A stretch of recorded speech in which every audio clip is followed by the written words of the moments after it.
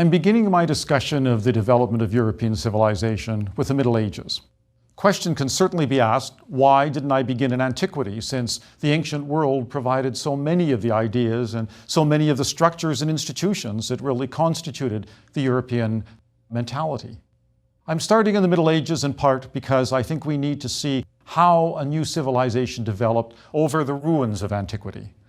Antiquity was faced with a number of challenges that ultimately proved to be too great for it to be sustained. The barbarian invasions, depending on when you put them, and certainly the collapse of the Roman Empire, whenever you place that, perhaps 476 and the overthrow of the last Roman emperor, all indicated that antique civilization could not be sustained, and that a new civilization was being born, based upon not just the antiquity of the Roman Empire itself, not just that ancient civilization that put together so much of Europe into a single imperium, but based upon a series of local conditions, based upon the barbarian invasions that required Europeans to think differently and to develop new kinds of responses to the challenges they faced.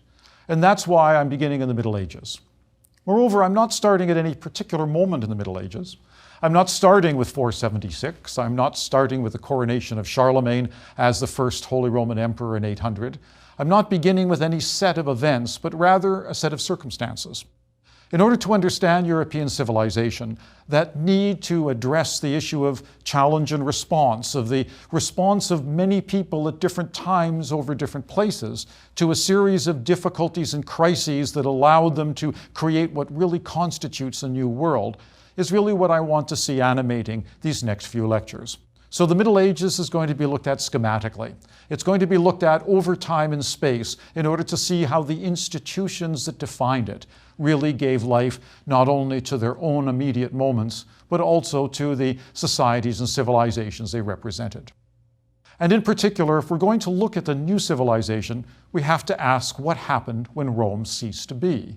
When the barbarian invasions and the collapse of the Roman imperial system meant that all government and the economy and social structure became local rather than universal or broadly based. With the end of the Roman Empire, there ended the organizations that kept control of the harbors and the roads, that communications broke down, and that a single law and a single coinage no longer obtained. It meant that Europeans as a group had to address how they were going to deal with this, and also to salvage what they could and did from the ruins of ancient civilization, and to add to it new gifts, the contributions of those very barbarians that had brought about the destruction of Rome. Because we must think of barbarians not as savages, but in fact as individuals enjoying a different kind of civilization that had many good things, and that ultimately collaborated with Rome in order to create a different sort of civilization, and that's where I want to begin our course. With the collapse of Roman imperial government, there also collapsed any sense of security. The legions were called home, and there was no protection from the continual invasions of other barbarian tribes or from those who were simply seeking some kind of protection or some kind of plunder. So individuals and groups began to seek forms of protection, and the places they looked were the obvious, that is, their localities. They began to look for the protection of themselves and their families amongst powerful men, often the owners and controllers of vast estates, those huge latifundia that constituted not only the Italian peninsula, but the Roman provinces. These individuals were based not just on the need of a locality and the need of a particular moment, but also the need that was based on very deep roots that could be then called upon in order to give some form of sustenance to a new political organization, a new social structure, and even a new economic reality. The roots are deep in both civilizations. The roots of this personal connection, these individual and collective responsibilities, lay deep within the Roman practice of the client and the patron. Clients and patrons had functioned together with one another during the longest period of Roman civilization, beginning with the Republic and going through the Empire.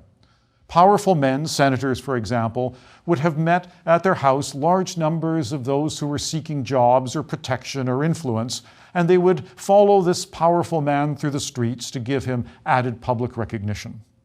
But when the time came, the understanding was that the patron would provide that job or that protection or that emolument so that the individuals or groups could then feel that there was made a kind of contract. So this patron-client relationship of the Roman Empire was sustained long after the empire itself ceased to be. It was sustained because these same individuals were also those who controlled vast estates or perhaps governed provinces and had the ability to provide even more immediate and necessary protection. And this client-patron relationship then was one of the pillars on which medieval civilization was actually built. The other comes from the barbarian tribes. The barbarians had different kinds of traditions, but ones that actually met quite nicely with the Roman practices.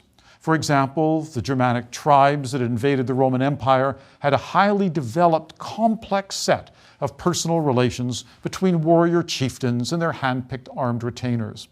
These very, very successful soldiers, often the strongest and the longest lasting and the most experienced, formed a group around the warrior chieftain known as his comitatus. The comitatus was the closest group of fighters that surrounded and protected the chieftain and also expected certain privileges in return. They were the ones who had the first choice of plunder. They were the ones who did the Lord's bidding immediately and did whatever was required in order to sustain their status and also to sustain the status of the warrior chieftain that provided their power and the base of their authority. So there was indeed a shared responsibility. It wasn't one way. The Lord needed the comitatus, and the comitatus needed the Lord. If we look at the etymology of comitatus, it comes from the Latin word comes. Comes, count, comes, companion in Latin.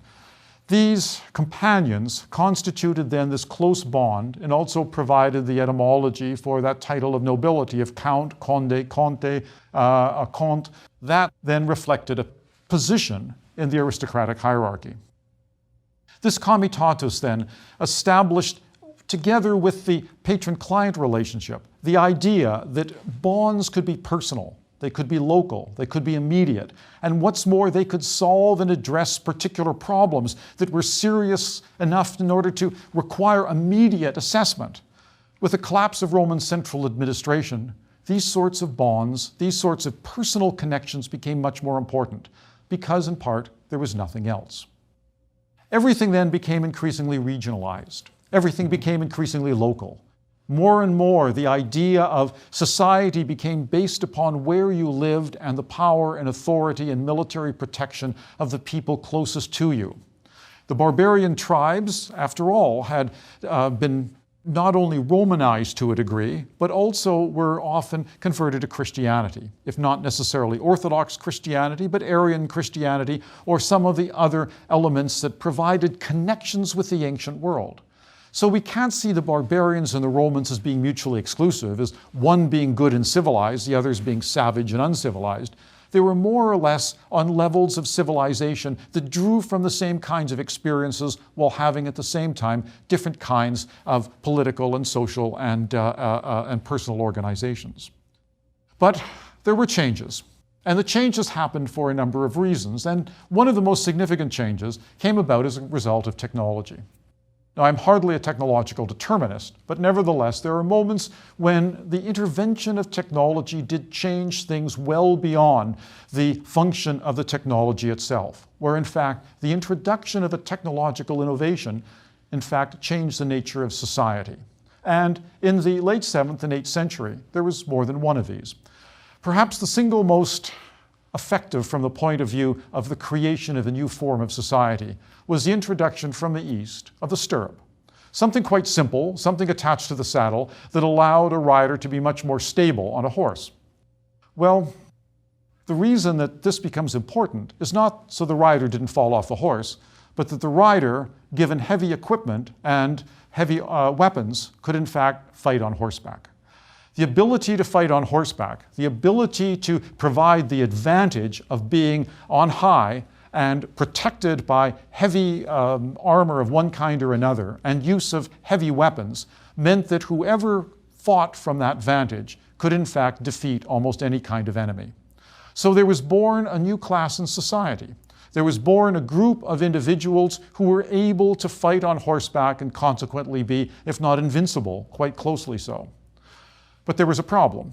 The introduction of the stirrup and the heavily armed knight or warrior on horseback presupposed a number of things. First of all, it presupposed leisure, because the training required in order to fight on horseback was extensive and rigorous. It required wealth, the cost of the war horse, the cost of the chainmail, the cost of the weapons. All of these things added to the need for some measure of social privilege. And also the fact that these individuals had an advantage in warfare meant that they had to be closely associated with those who were their leaders. Otherwise, they would be challenges to them.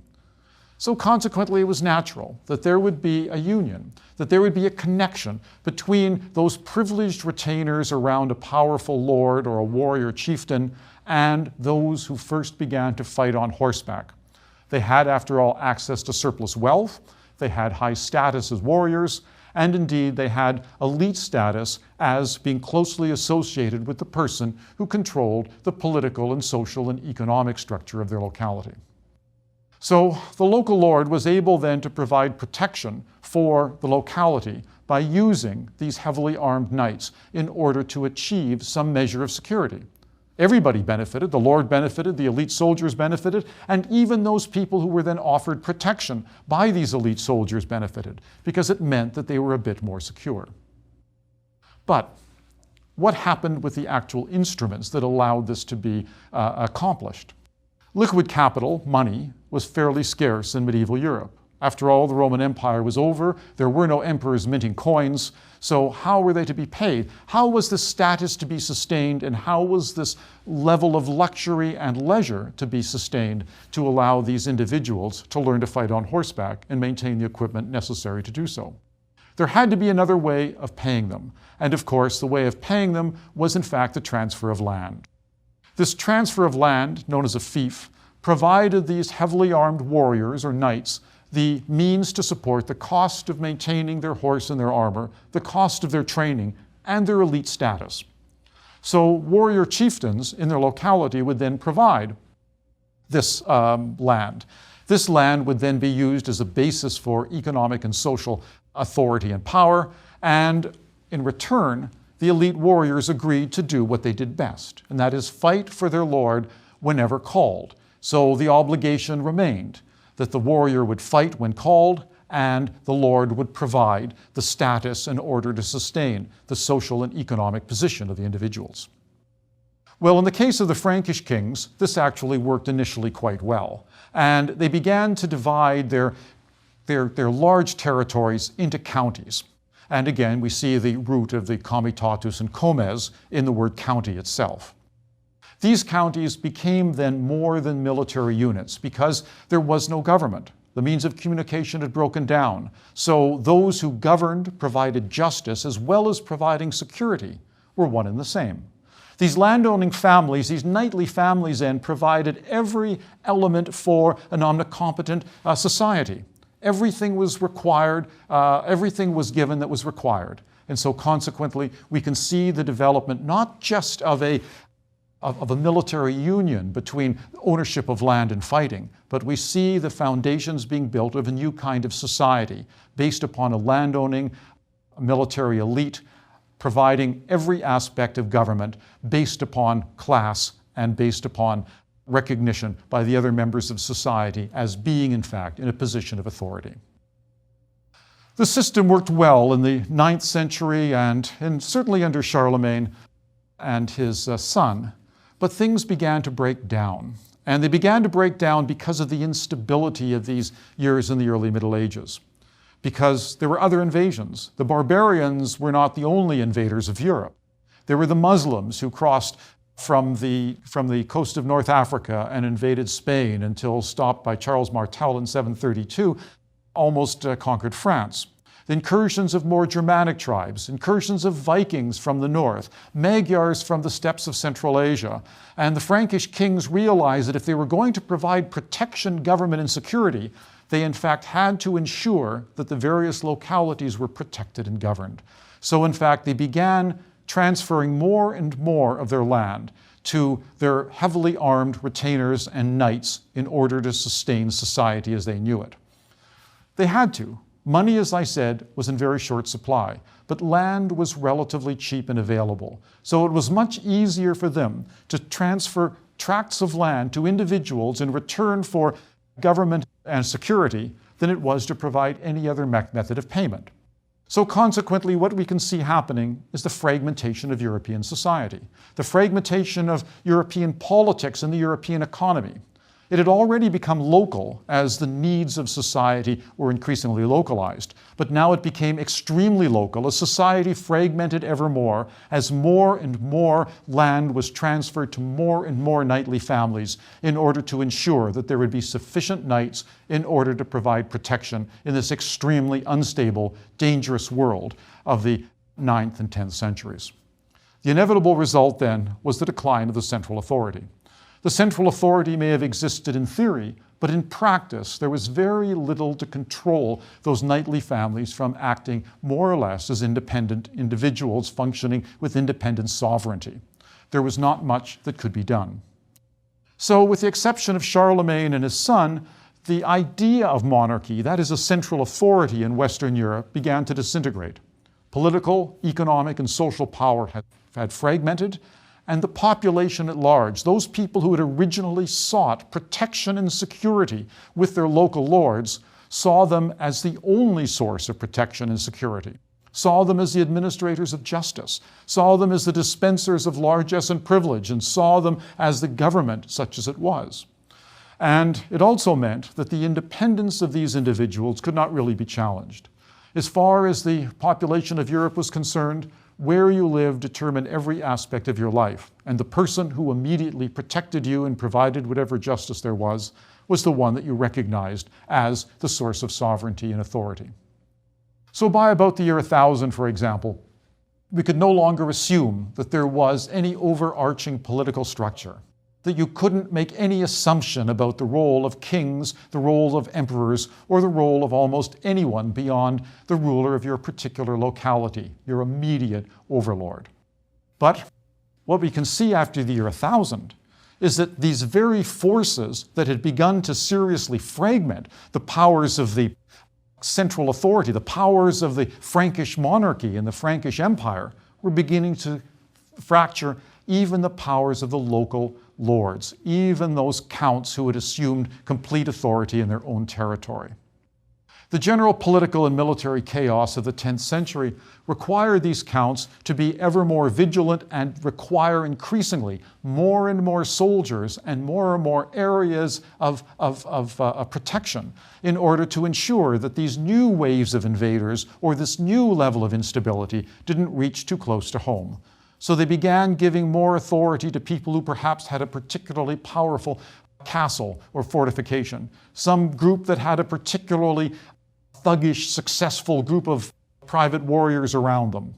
And so we can see that the increased fragmentation would continue. The progression of political fragmentation as these deputies and castellans began, in fact, to assume the authority and power of their individual localities as their own.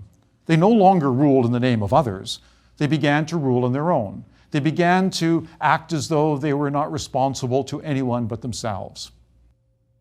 Well, this increased fragmentation, this disintegration almost of the idea of greater political organizations in Europe began to make the locality the reality. The fragmentation of the 11th and 12th centuries, moreover, had an advantage. The advantage was that anyone who was able to fight on horseback, anyone who had that training as a knight, anyone who had the ability to fight on horseback with armor, began to acquire a certain authority, a certain power, and a certain prestige. They developed into an elite of their own. They may not have held vast tracts of land, but they fulfilled many of the increasing needs of these local communities. They began, in fact, to act as administrators. They began to act as justices, as well as those who fought in order to protect the locality with their arms. So what we can see happening is the disintegration of European society, but also the rise of a new class, or in many ways caste, because the nature of this society meant that it would become increasingly hereditary because of the length of time required in training and because of the complexity of the needs of this group. This new class or caste was, of course, the knightly class or the nobility. The creation of an aristocracy based upon these principles that ultimately would rule Europe for the next 700 years. The nobility then arose in Europe as the response to a need, and that need became ever more complex and ever more competent as more and more structures were being built in order to ensure that this new civilization based upon the locality would in fact have the ability to sustain itself and to protect itself from everything else. Well, this system developed most effectively in Western Europe, and particularly in northern France, but it spread quickly. It was so effective because it met a need. It met the need of security and government, and so consequently it spread to southern France, it spread to Germany, and through conquest it spread to England and to Italy. Indeed, the example of England is particularly interesting. The Normans, Northmen, originally Vikings, who ultimately settled in the north of France, became models almost of creating this new warrior mentality and this new warrior civilization. In 1041, the Normans had conquered the south of Italy and established a Norman kingdom in Sicily and parts of Italy south of Rome. And in 1066, of course, William of Normandy conquered England. The conquest of England by the Northmen illustrates quite well as an example what we're talking about and also the new kinds of challenges that were created as a consequence. So the conquest of England meant that William of Normandy was able to transfer again vast tracts of land to his immediate comitatus, his immediate followers, those knights who had fought with him in the Battle of Hastings. They took the land of the Anglo-Saxon nobility and transferred it to the Normans. All of that was fine. But in fact, what we see by 1215 is that these very nobles and their descendants, their families, began to challenge the authority of the crown to act arbitrarily. And the Magna Carta, that is that document forced by the barons at Runnymede for King John to sign, meant that the crown was being restricted. That in fact, the ability of the king to act independently was in fact being restricted by his own nobility. So this example illustrates once more that the idea of central government was something that had not yet become fully developed. It had not yet reached a stage where it could reassert itself. Across Western Europe, by the 11th century, the continent was being fragmented into small units, ruled by professional warriors and obeying no law but their own. But nevertheless, they began to develop a culture of their own. All elite groups begin to define culture, and they build that culture to reflect their own needs and their own values. And the culture that we see in Europe during the period of the Middle Ages was chivalry. In fact, we can see the links with that group of armed soldiers by remembering that chivalry has as its root the French word for horse, cheval. And so this idea of a knightly class controlling almost in a monopolistic way all secular privilege and all secular authority becomes then almost ideological, or it becomes at least culturally dominant. And as an elite group recognized by the church and by literature as being in fact the definers of what constitutes their own culture, they began to take what really is a vulgar connection of ownership of land and fighting on horseback and turning it into an element of civilization, turning it into a set of principles and values that would then animate society. So these values became universalized. They became put forward as models to be recognized and not just obeyed, but honored. So ideas of the knights are to protect the weak, particularly women and priests. They were to practice virtue, magnanimity, valor, loyalty, whereas the reality was usually something quite different. And we'll see this constantly, how the reality of life was very often distinct from the ideological description of what that reality ought to have been. The reality was, in fact, during the Middle Ages, that the military class was often poorly educated, except in military matters, and not very respectful of these values at all. Indeed, what we will see increasingly is that this set of principles known as chivalry declined into arrogance and violence, greed and bellicosity. But still, these elements of civilization grew, and there grew around them an entire set of literature, an entire set of attitudes, an artistic culture that glorified what they saw as the principles under which they lived and the values that they held most dear. The reality, again, was that most of these knights should be considered not necessarily as the Knights of the Round Table or those heroes of the stories of Chrétien de Troyes, but rather, in fact, more like biker gangs. They acted like bikers. They believed that they were part of the 1%. They had rules that only they obeyed. They could act with violence to anyone not a member of their club, and they could take whatever they wanted. And that's usually the way they behaved. But nevertheless, this attempt, this civilization, this veneer of culture, did in fact, in many ways, control that element of violence, if nothing else, because it indicated the standard to which they're supposed to at least aspire.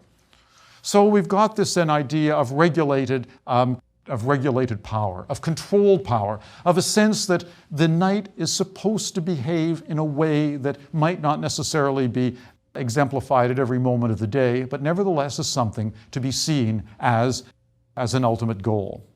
And we can see this in the complexity of this culture and this civilization.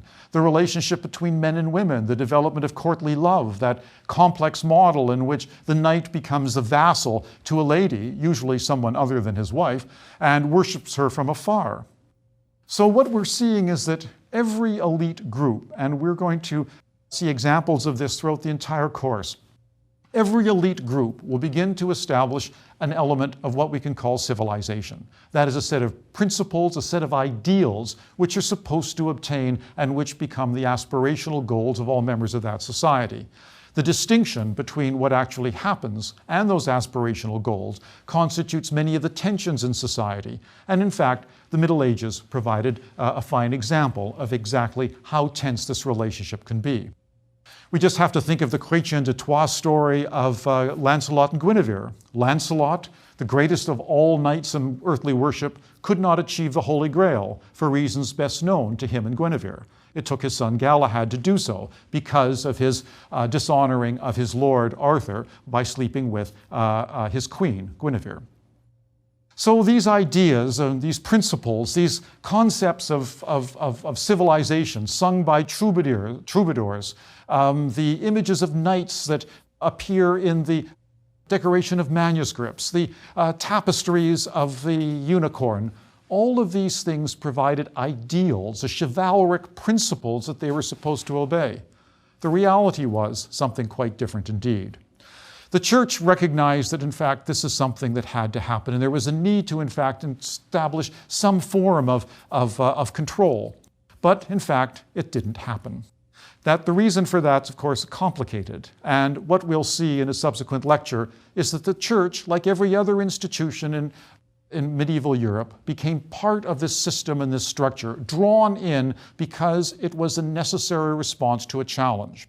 Because of the conflict and also the complexity and the interrelation and the mutual recognition of power that existed between all of the elements in Western society during the Middle Ages meant that there was in fact not one force strong enough to control or to in any way mitigate this tension, this duality between the reality of violence and power and the theory of structure and organization. What we will see continually is that, in fact, even in modern times, these chivalric principles continue to exist. There are still memories in contemporary civilization and society about how one should behave in a particular way that had direct roots, right, in fact, back to the Middle Ages and back to this idea of chivalry. The very name still in itself evokes a pattern of behavior and an element of respect. But what we're going to see, in fact, and what we will see continually, is that what is really at work here is this creation of an ideology, of a set of principles and ideals that defined the privileges of an elite class. And this civilization of literature, of art, of music, of even religion was predicated upon the sustenance of a certain set of values. Whether those values were actually practiced is to some extent irrelevant, because the point that was made clearly in every visual and every way possible was that in fact these were the models of society and the way the world should work. A society that was based upon ideals that were sempiternal, that were always in fact to be practiced and that were hallowed by the church and even recognized by God himself. So society is not then just the practice of the world as it is, but it's also the recognition of how the world should be. And this too is one of the contributions of Europe, part of that dynamic tension that characterized the continent.